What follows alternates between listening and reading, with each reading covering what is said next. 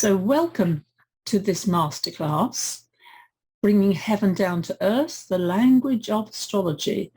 And this statement, astrology can function like a roadmap that points to our destiny so we can be prepared for what's up ahead. And it's a language. It's not a belief system as such. It's not a religion as such. It is actually a language.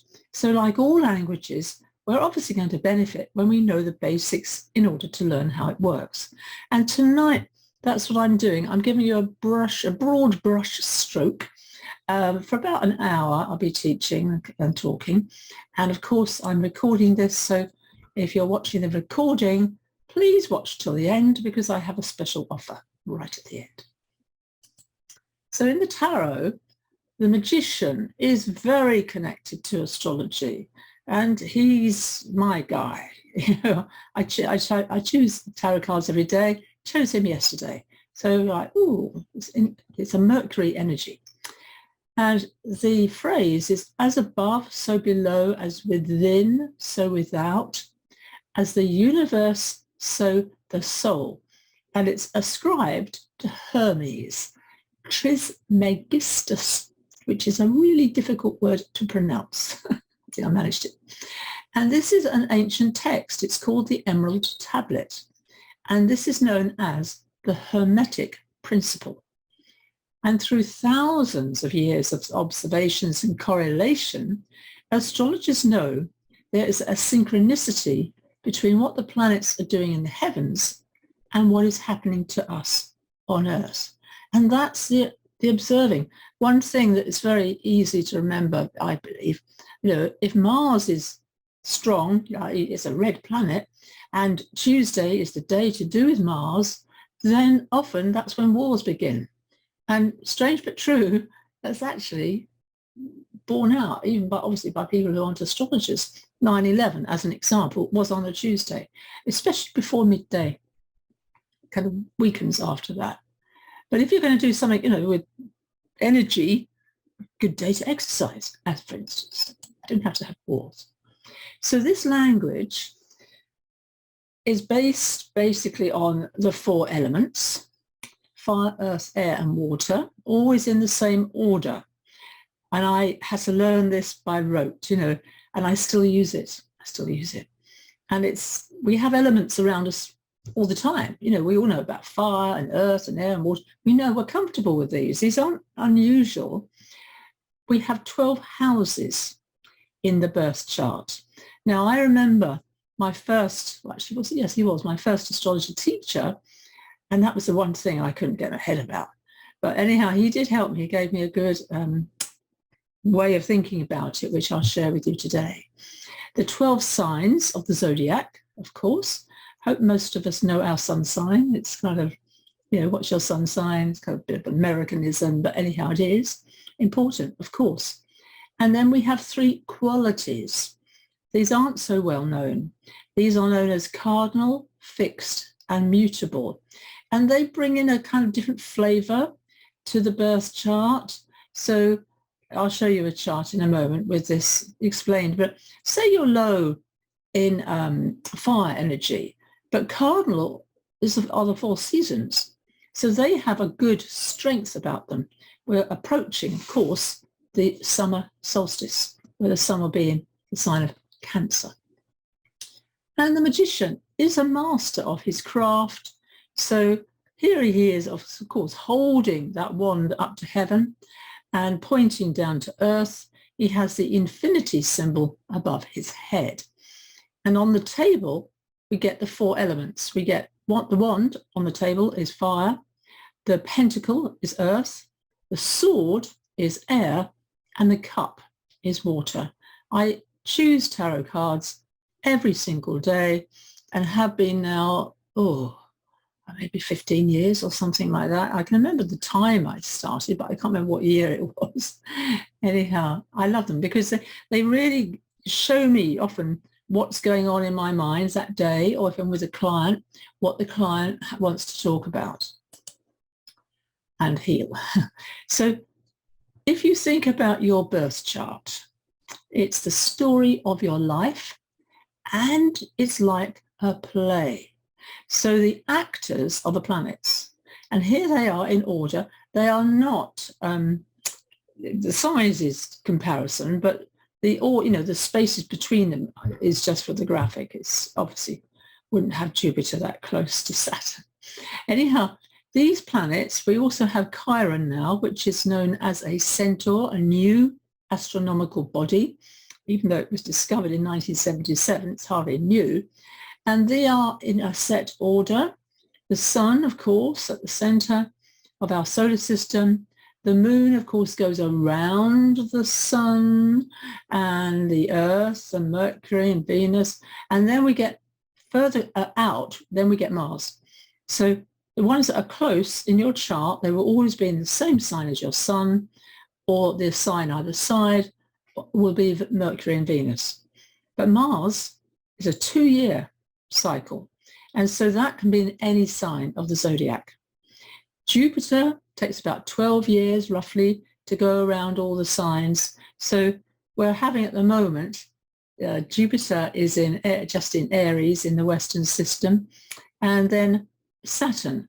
And Saturn takes roughly 28, 29 years. So it's a lot slower, and it's a visible planet. It's actually rather beautiful if you see the picture here. It's got these wonderful rings around it, and it can be viewed in a different way as well on its side or axis.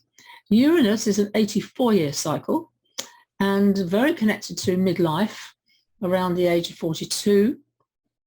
Then we have Neptune, and then we have Pluto. These are both outer planets, and they are very, very, very, very slow. Unfortunately, this diagram doesn't show Pluto, but it's over here. It got demoted at an astronomical conference quite a few years ago, but most of the, what would you call them, not candidates, attendees, they'd gone home. It got demoted, but I'm sorry, but astrologers, we use it. It's a very, very important planet. So the signs are the costumes that the actors are wearing. So we want, say Venus, I'm looking at Venus. Venus is really happy when she's in Taurus or Libra. They're two signs that Venus loves. So she's at home. We call that home. Mars is at home in Aries and co-rules Scorpio. Jupiter's at home in Pisces and also Sagittarius. Saturn is at home right now in Aquarius, but also in Capricorn. And I use traditional Saturn and Aquarius. Nowadays, also, people would say, oh, Aquarius is to do with Uranus. It's up to you what you choose. Neptune's at home, it's in Pisces. Pluto is in Capricorn. So these different signs, as they're saying, they divide up into these 4 elements of fire, earth, air, and water. And then we divide that into these 3 qualities. So houses are the scenes of the play of your life. It's where the action is. So that's what my tutor told me all those years ago. Here are the actors. They are moving. They are important. The costumes, they're not so important. But we do identify, Mars comes on stage and he's dressed like the warrior. Oh, right, we know what that Mars is like. But if he comes on stage dressed, it's in the sign of Libra, he's very much a lover archetype. So we wouldn't expect him to fight. Anyhow, so there is a natural zodiac where planets are in their own signs and houses. And this is what this diagram's all about. So what's happening here, planets are in their correct order from the sun. So the sun naturally is to do with the 5th house. So what houses go backwards? So that's what first house is here. So when I say backwards, anti-clockwise. So 1, 2, 3, 4, 5, 6, 7, 8, 9, 10, 11, 12. I'll show you that again in a minute. But anyhow, there's the sun, there's the moon, obviously side by side. Then we get Mercury in Gemini or Mercury in Virgo. And then we get Venus, as I mentioned, in Taurus or Venus in Libra. Then we get Mars in Aries And then we get Mars, which co-rules Scorpio with Pluto. But since Pluto is so slow moving, I prefer to use what my friend Neil Spencer does. He says Mars in Scorpio is important. Jupiter is Sagittarius, but also Jupiter co-rules Pisces along with Neptune. And then we get the two signs ruled by Saturn. And as I mentioned, Aquarius, can you also say, is to do with Uranus. So the houses, the building blocks we're talking, we are dividing that wheel into 12 sectors. And they are the scenes of the play, and they are areas of life's experience. So that's important.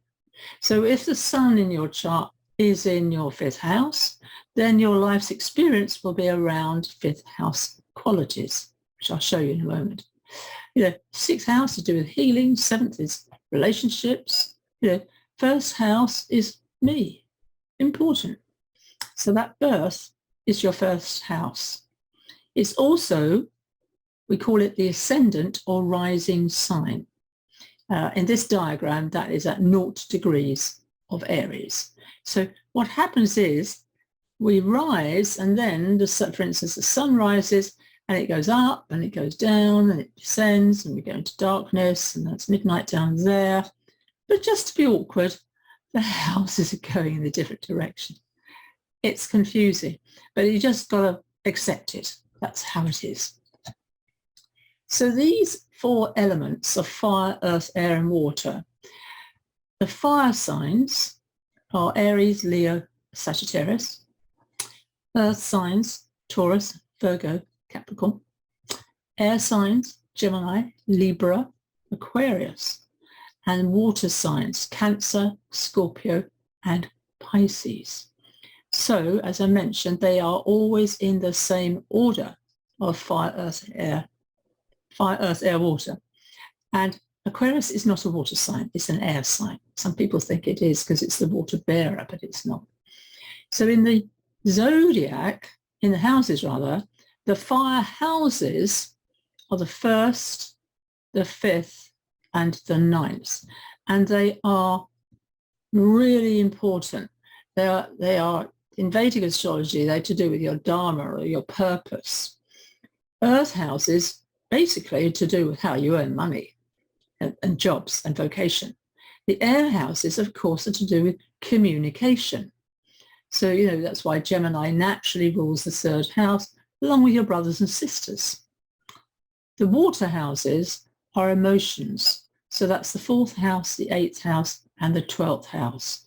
And they are, the 8th house is very much to do with psychology, metaphysics, all kind of Scorpio things. So the meanings. 1st house is your personality. It's not your sun sign. That's the difference. It is your physical body, your appearance, how you dawn on others. Stephen Forrest describes it as such. So you walk into the room and what do they see? They see your 1st house. If you're asked, though, what do you do for a living? That's different altogether. So your 2nd house, finances, possessions, and your values. Really important, because your values are how you earn your money. It's not easy if you've got Neptune there, because Neptune as a planet dissolves things. So it could also be, money just flows through your hands like water. But it could also say, how you earn money has to do with healing and spirituality and psychic gifts, possibly. The 3rd house, as I mentioned, communication, your siblings. It's a short journeys and your early education and your neighbours, people who are obviously very close to you. And if you think about the baby is born, the 2nd house is a physical house. It's when the baby is, discovering their fingers and toes, their physical body. And then the 3rd, I've got these siblings or these neighbors, these people who are around me. So this is that kind of early age of recognizing there are other people in the world apart from the baby and, of course, mother. The fourth house, now this is right at the bottom, and you can see, hopefully you can see, that line is heavier, and the line above, directly above it, has got an arrow. So the fourth house is the roots. Okay, your family, your mother. I use mother. Some astrologers use this for father. I don't agree. It's your ancestors. So what is the nature of that fourth house? What element is there? If you have Jupiter there, wow, that's a promise of a big house, a big home. And often, maybe it could be even a school, for instance, of that nature. Then we get to this wonderful fifth house of children. It's what you create here. So not just children. It could be being a writer, especially if it's in Gemini.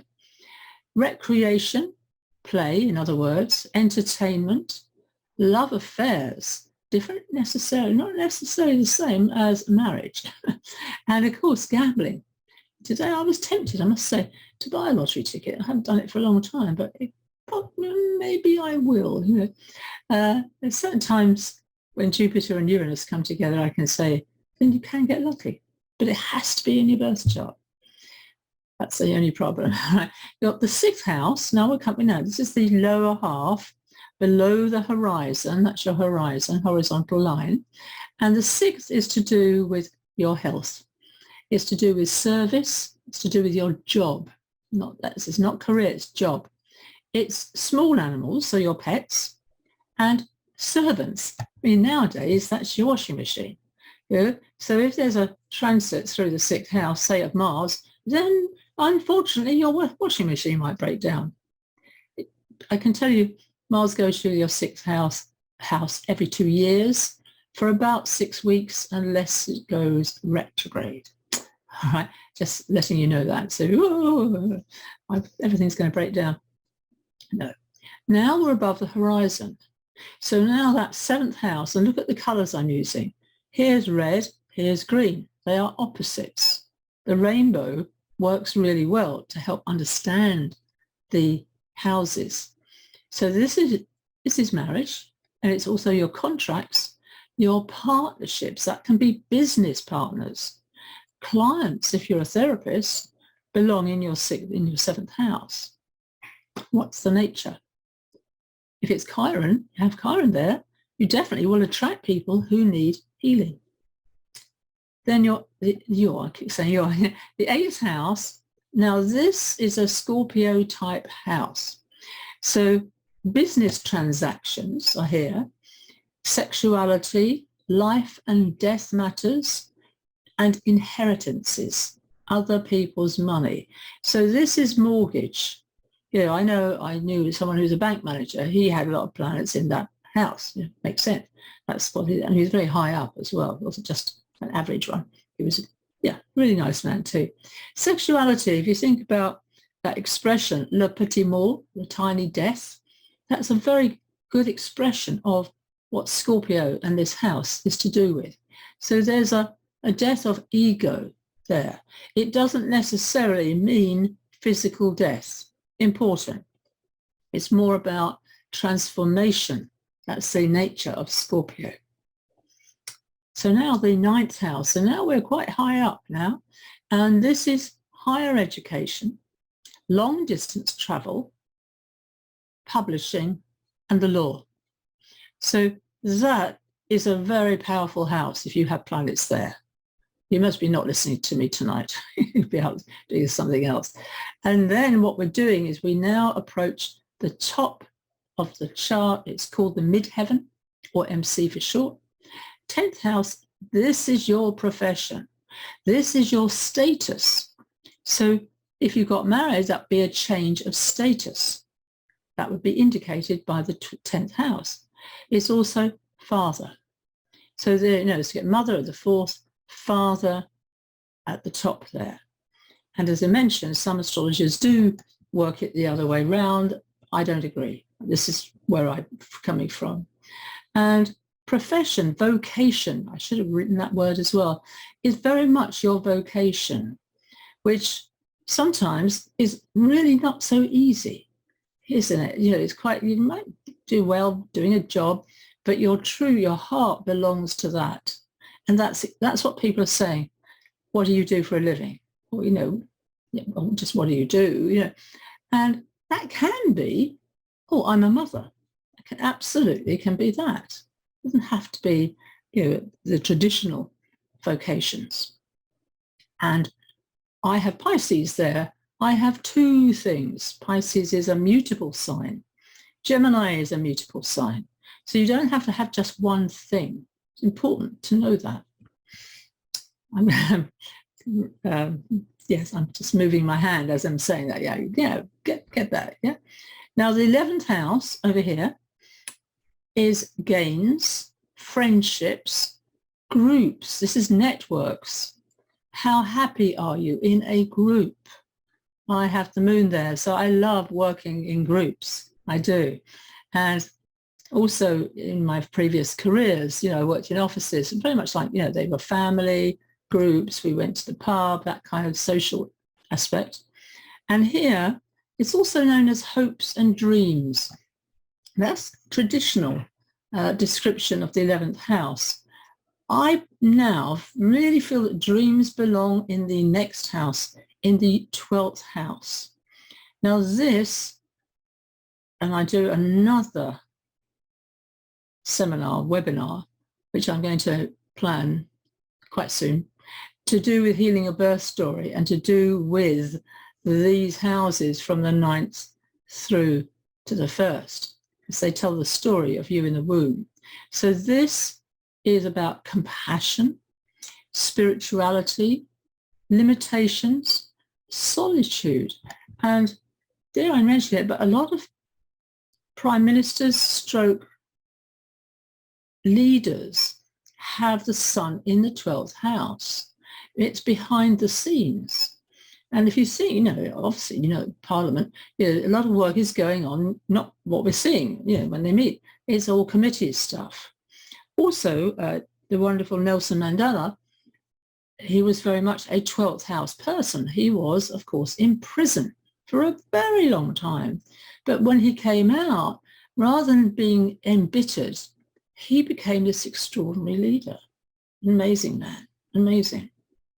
Quite a living example of how you can be incarcerated or in solitude.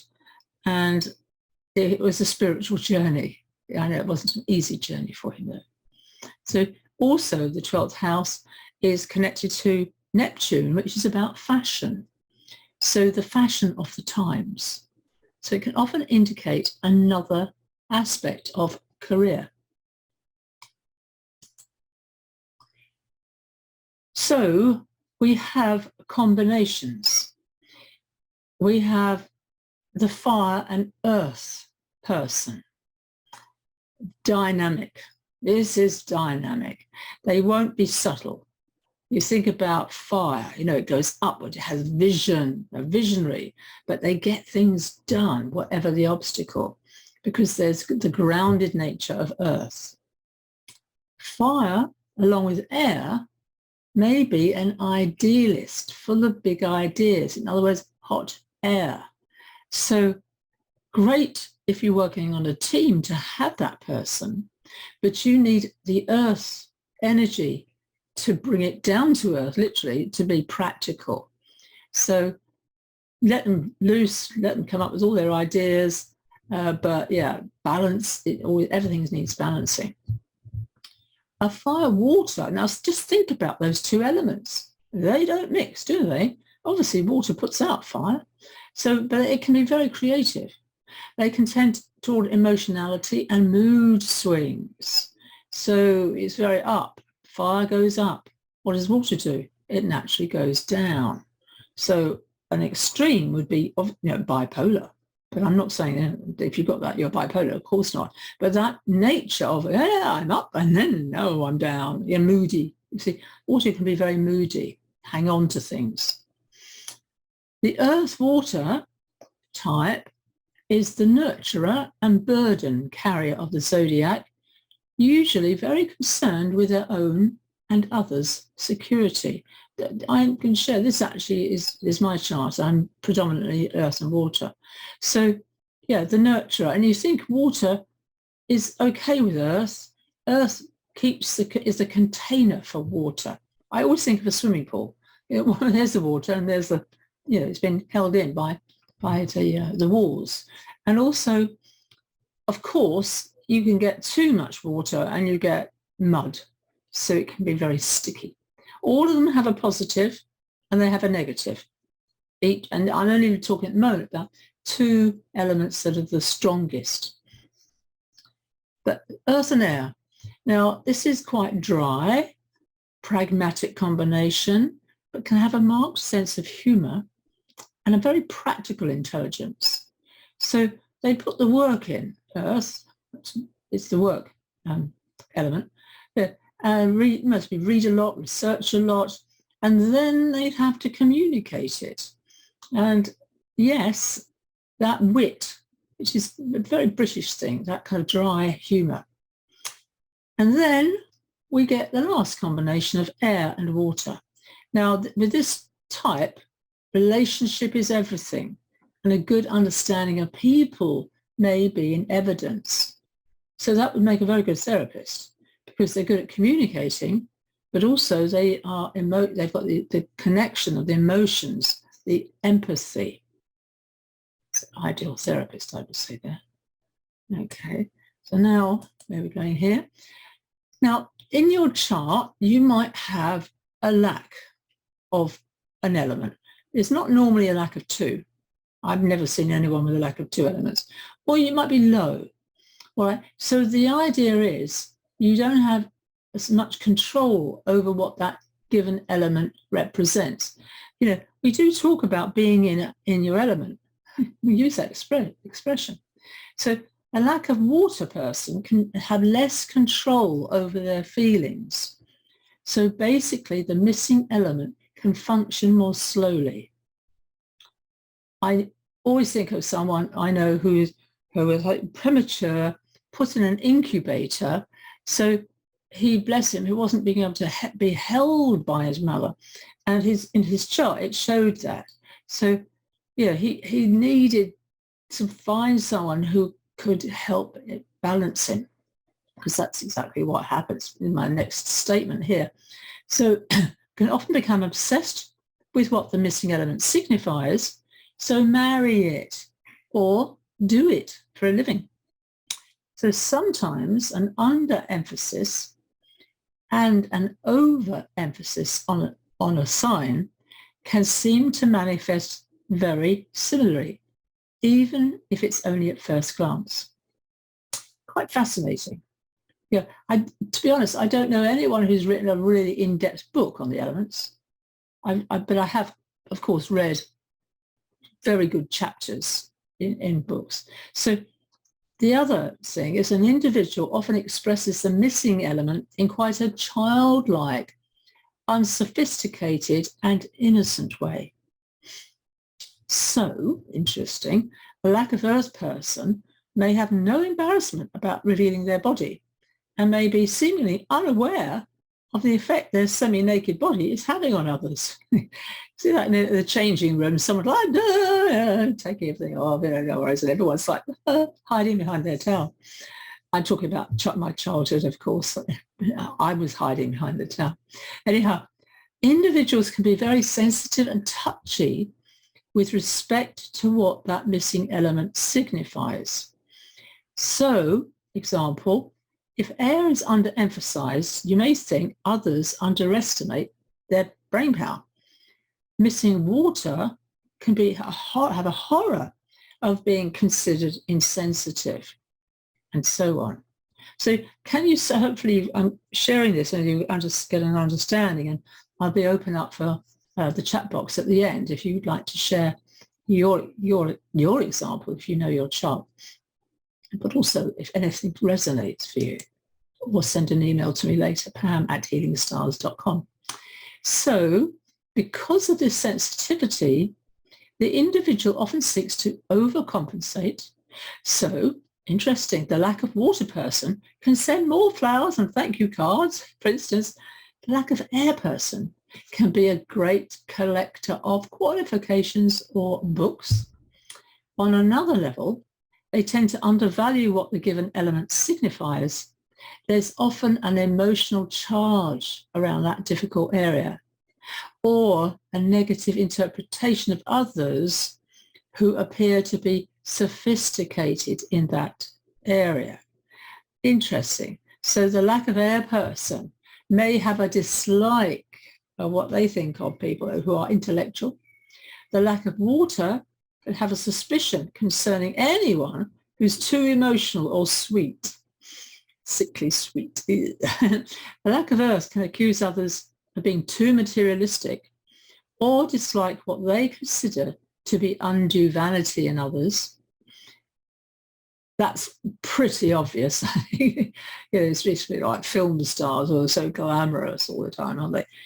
And finally, a person who lacks fire may dislike the world's gamblers or those who appear to get through life just trusting to luck. I have to agree. That's me. I absolutely. I think, oh, they're so lucky. It's all right. It's all right for them. It's definitely my tone of voice on that one. So I'm sharing honestly here. Now here are the signs and these beautiful cards. They are taken actually from a calendar I bought many, many years ago. So we have Aries, Leo, Sagittarius. Here, the element is fire. It initiates action.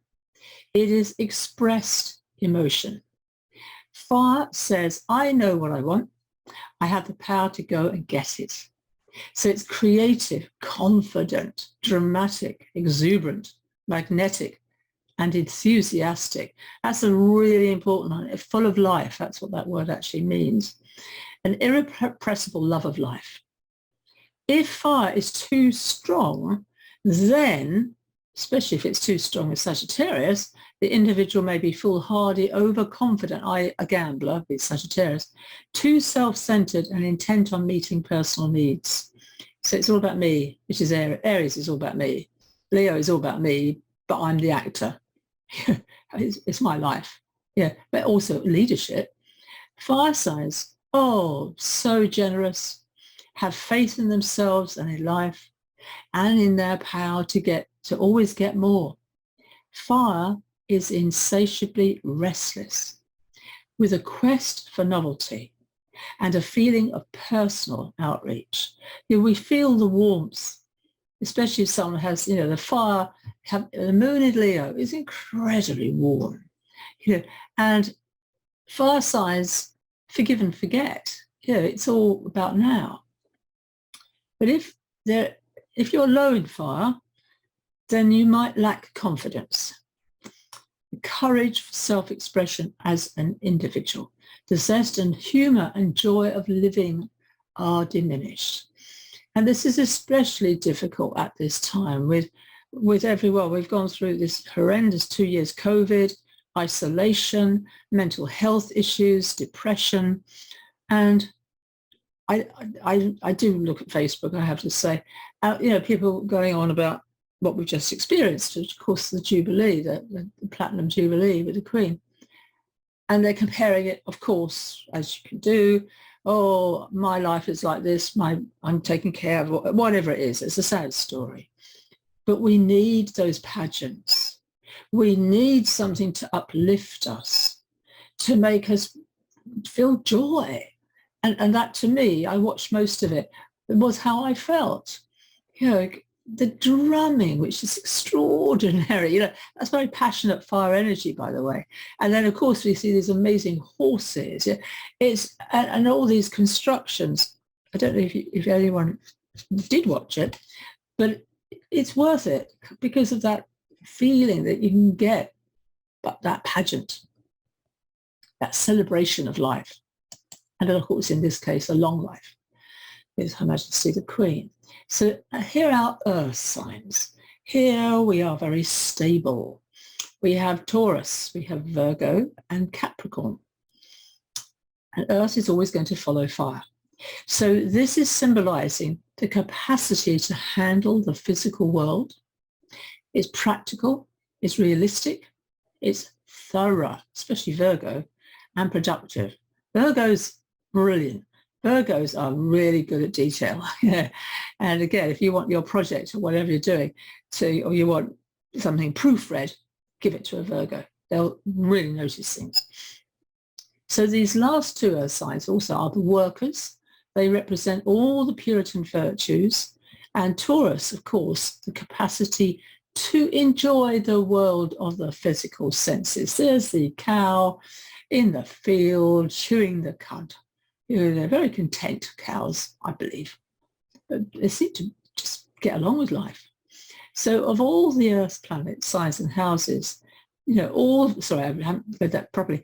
All the Earth planet signs and houses have the urge to produce something in tangible form. So when it's strong, that gives you success in the physical world. If it's too weak, there can be a lot of talent, but nothing productive is done with that ability. So this is where, if that is your issue, your problem, having a coach with fire energy to get you going, to get you unstuck and make you accountable. That's ideally what coaches are doing. So here, these are our air signs.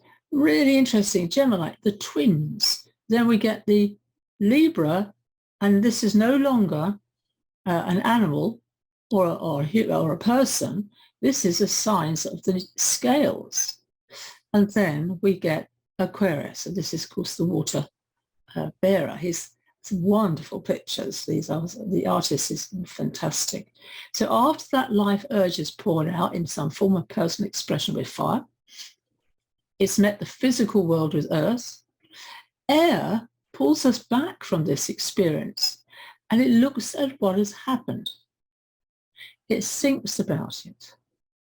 It talks about it. Because this is the conscious reasoning mind, the power to learn and communicate. So air is the spectator. If there's too much air, the individual could spend most of their life observing and talking. That could be a career, of course. That's definitely the journalist type. Where there's too little, there can be a trouble in detaching oneself from situations and being truly objective, or trouble in dealing with peers. That's an interesting one because they are your siblings. That's your Gemini qualities, how you get along. Sorry, I just noticed a notification, which is really annoying. Okay, so air is the only element able to really talk things over, compromise. Air can compromise. You can see both sides of the argument. Take turns, could be a partner. Libra is, of course, governed by Venus, partnership, and diplomacy is the strength of Libra, seeing both sides of any argument. And Aquarius, of course, has that vision to go above the daily, to see a bigger picture, so to speak. Okay, so the last element is the water signs. We've got Cancer, the crab, Scorpio, the scorpion, Pisces, the two fishes. I am a Scorpio. I have to say, I thought scorpions were huge, but they're not. I've never seen one. They're tiny, apparently. Anyhow, what it's doing here is the last element. So it's completing the cycle. It's marking the stage of absorption and assimilation. Water represents the unconscious and the past. Memories in the unconscious mind, habit patterns that are built into the functioning. The Cancer especially is all about memory. It's all about memory. So it's the process of working with experience, keeping what is functional and letting go of the rest. But where there is too much water, it can be impossible to let go of the past. I should have written in there. The natural order of water, the natural urge rather of water is to take in, just as fire's urge is to pour out. See the contrast there. So water is the great caretaker, whether of people, of things, institutions, or memories. So that's why the 12th house can be, Mercury energy, for instance, would be someone who likes to keep a diary or a journal, memories, writing things down. As a key to the unconscious, it is the psychic element, and this natural psychic openness makes it the most vulnerable of the elements, like raw flesh with the skin off.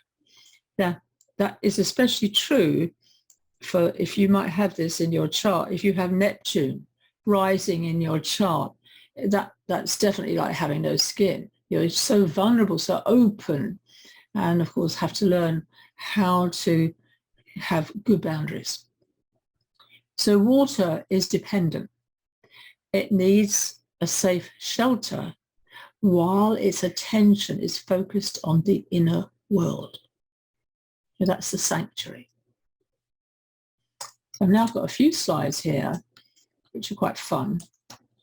We will be ending around 8 o'clock. So these last building blocks are the cardinal, fixed, and mutable.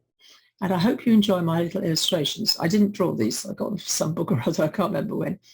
But the cardinal signs are Aries, Cancer, Libra, Capricorn, the 4 seasons of the year. They're turning points. Fixed signs, Taurus, Leo, Scorpio, Aquarius. They are in the spotlight this year because the eclipses are happening in Scorpio and Taurus. They're always opposition, eclipses. Mutable, Gemini, Virgo, Sagittarius, and Pisces. And this is a bit of a technical description. They create the grand crosses. So if you see those in your chart, they are there's an opposition there, and there's 2 right angles. So there's a cross. So signs or houses of the same quality fall opposite, or as I've just said, or square to each other. So a quick way is my diagram. Imagine these 2 cars reach an intersection simultaneously on a collision course, or you could say down a country road. Cardinal cars arrive, crash, one flips on its back, the other charges off at a new angle. Obviously it wouldn't happen in a country road, but certainly in the intersection. Now, if Aries or Mars or the first house is involved, the crash may follow a high-speed approach. Not a good idea. If Cancer, the Moon, or the 4th house, and Saturn, Capricorn, or the 10th house are solely involved, the speed is low, but the momentum is irresistible. So it's like how, it's not easy to be, cardinals aren't good at maneuverability. They're not good at flexibility, but what they are good is action. That's what they are about, taking action, going for it, very much about purpose as well. So the fixed signs, what's going on here, fixed cars approach that intersection at a snail's pace if they're water and earth, more speed if there's fire and air involved. They get their noses together and hold in a state of impasse with neither giving an inch. Have you ever had an argument with someone? And that's exactly it. It's not going anywhere. Everyone's stuck in their belief system or their opinion. So the more emphasis on fixed planet signs and houses in your chart, because you have to take into account the planets and then the signs and then where they're operating, i.e. the house, the more likely the person is to stay in that stalemate situation and just live with it. So this could be, if the 6th house is involved here, a job that you don't like, but you just stay with it, fixed, because you don't see a way out. Okay, so if fire and air are involved, without the restraining hand of earth and water, change will come, but on the terms of the individual. So Fixed signs represent enduring self-will. I have a lot of fixed signs in my chart, and I don't give up on people. I don't. I don't. At times, maybe I should give up. To me. But certainly, I'll stick with something. See, that's the quality that I have. I know that. So the last three qualities are the mutable signs. So this looks like a good idea. These two cars are not bashing into each other. So they never get close enough to touch. One car veers in one direction. The other goes around it. They circle and they try again. They can't dance. Mutables can live in the head with a flexibility and versatility that promotes constant change. But at the same time, a lot of their experience is vicarious through reading, thinking, and observing other people. Can you see? So that's like the intellect here. They can be an oversensitive nervous system and a tendency towards allergies.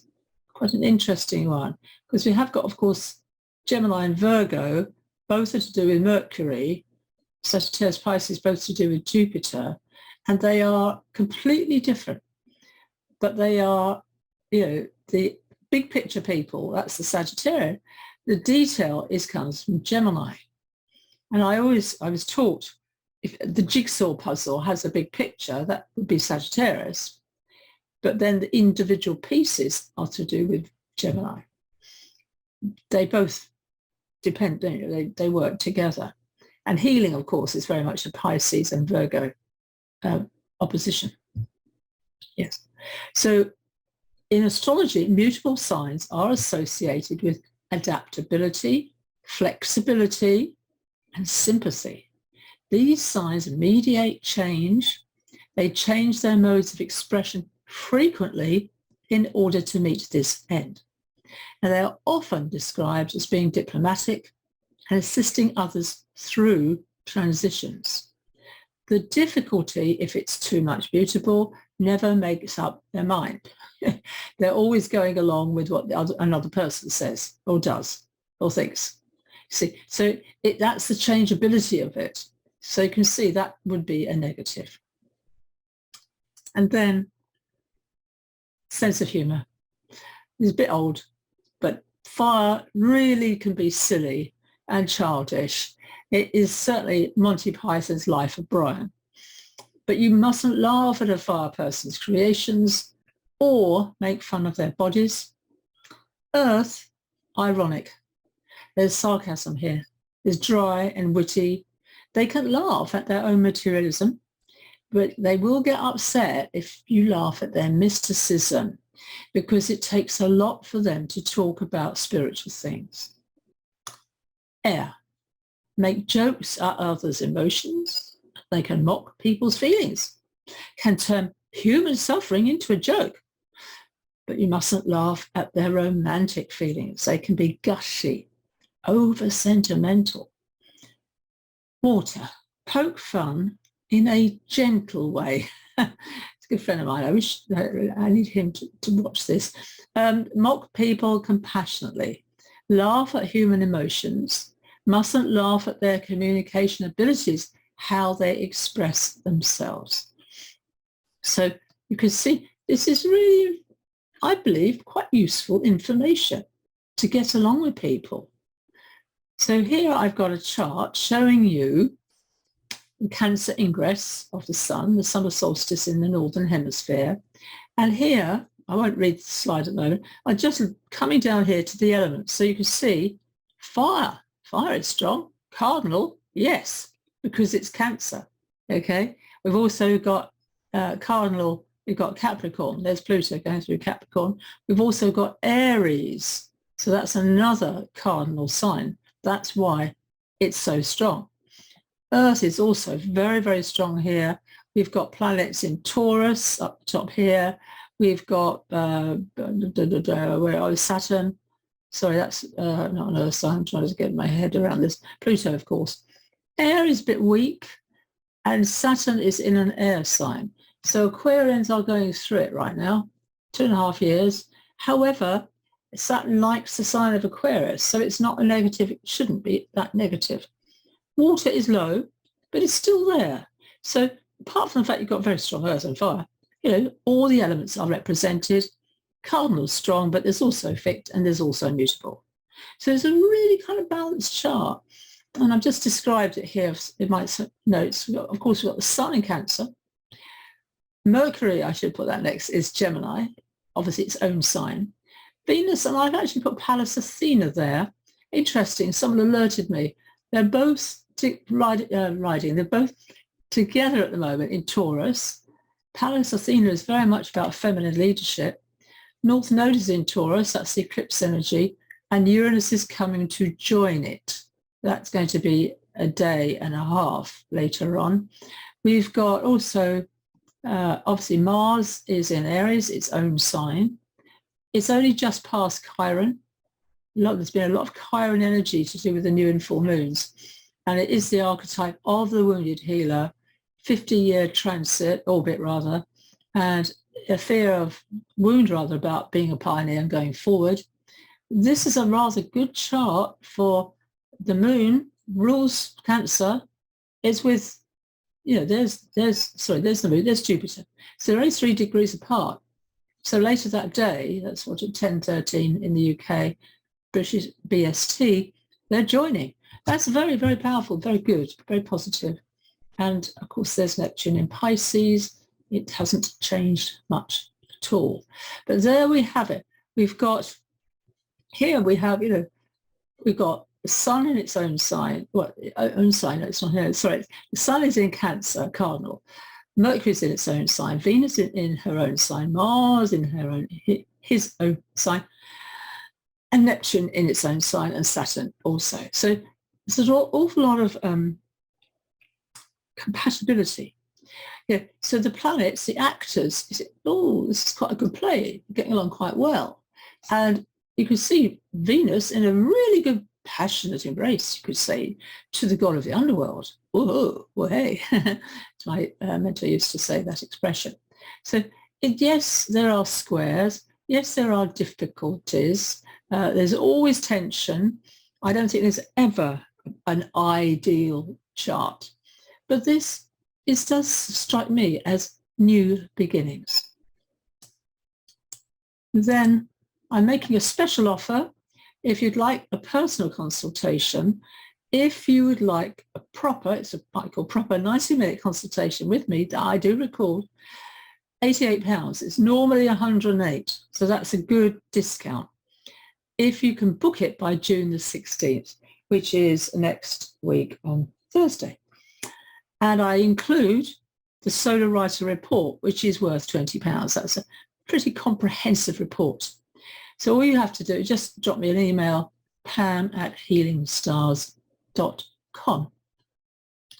And my final slide, just to alert you that I'm looking at my flagship, I think they call it, my Healing Your Birth Story flagship workshop that I've started. I can't believe it was such a long time ago I started it. But since lockdown, I haven't been able to give that workshop. However, I am now really seriously looking at using the online, webinar, but meetings, Zoom meetings for it. And I had a lovely lunch with a friend of mine today, Aquarian. Wonderful. She just gave me ideas that are already mulling in my mind. So it is based on astrology. It will include coaching. I'm looking at membership, how to offer it. So watch this space, as they say.